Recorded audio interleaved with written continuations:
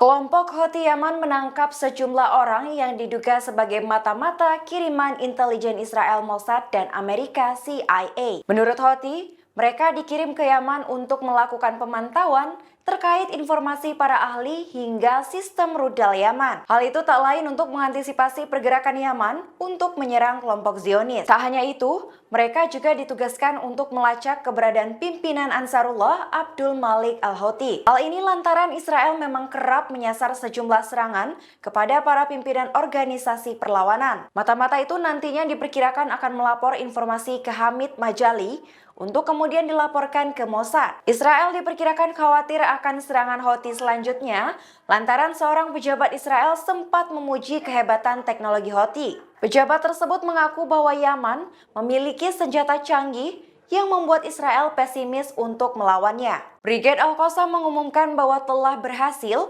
menyusupi pos baru Israel di Jabalia, Gaza Utara pada Senin 30 Desember 2024. Selama penyerangan, sayap militer Hamas itu membakar tank Merkava Israel beserta awaknya. Sebuah jeep yang berisi sekelompok tentara pun dikatakan ikut tewas dalam serangan menggunakan granat tangan oleh Al-Qassam. Berdasarkan informasi terbaru, salah satu perwira Israel dari Brigade Givati dikatakan menerima luka parah. Sementara itu, murka posnya dibobol, pasukan pendudukan Israel lalu mengirim serangan balasan kepada Al-Qassam. Pasukan Zionis itu mengklaim bahwa mereka berhasil membunuh puluhan militan di daerah Jabalia. Mereka menambahkan operasi itu dilakukan setelah menerima kabar bahwa tentara perlawanan Palestina berupaya melarikan diri. Para perwira rezim Assad harus menerima nasib mereka diusir dari kediamannya pasca pemerintah baru Suriah memimpin. Akibat adanya perubahan militer baru Suriah, para perwira Assad terpaksa harus menerima demobilisasi. Mereka beserta keluarganya diusir oleh kelompok Hayat Tahrir Al-Syam atau HTS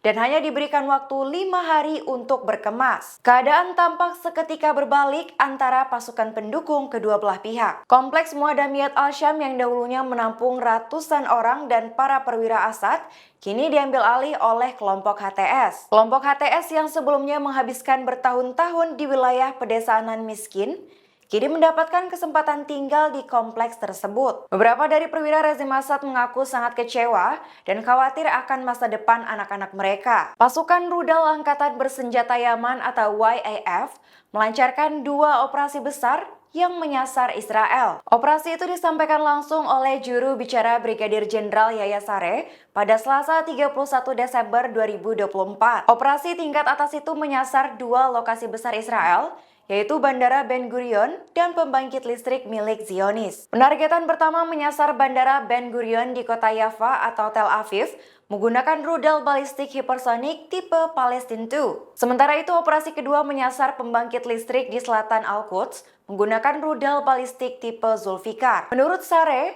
operasi itu dilakukan bertepatan dengan serangan gabungan yang menyasar kapal induk Amerika Serikat USS Harry S. Truman. Agresi itu dilakukan untuk membatalkan rencana serangan udara Amerika terhadap Yaman dan terpantau berhasil. Sejumlah wilayah di Israel diketahui diterpa cuaca buruk pada Sabtu 28 Desember 2024 pagi. Wilayah utara pendudukan Zionis itu diguyur hujan lebat hingga menyebabkan terjadinya banjir bandang. Infrastruktur pun diketahui mengalami kerusakan besar akibat peristiwa tersebut. Di Tiberia sendiri, pemerintah kota sampai memblokir jalan karena kerusakan yang disebabkan oleh banjir bandang tersebut. Sementara itu, bagian tengah dan selatan Israel juga diterpa kondisi buruk, yaitu cuaca dingin disertai angin kencang. Pada malam harinya, salju besar pertama tampak jelas dari Gunung Hermon di utara Israel yang kini menjadi zona militer. Menurut Badan Meteorologi Israel, musim hujan akan berlangsung dari bulan Desember hingga Maret mendatang. Badan tersebut juga memperingatkan para penduduk